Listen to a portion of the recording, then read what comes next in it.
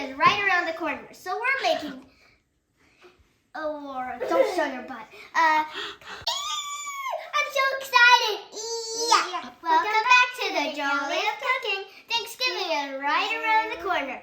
So we're going to make tater tot casserole.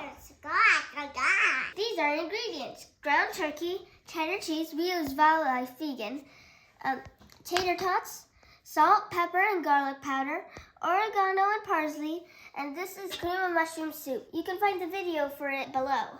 Let's get started. You're so cute. First, we're gonna season the ground turkey with the spices. Smells. I don't know what it smells like. And we cook the meat. We're gonna cook this until it's brown.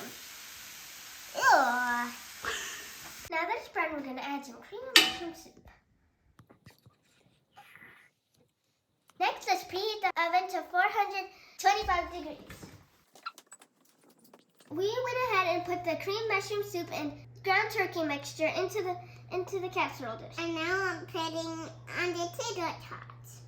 I'm so focused. I'm getting tater tots on this. Next up is to put it in the oven, following the instructions on the tater tot bag. It says here, bake for 20 to 22 minutes.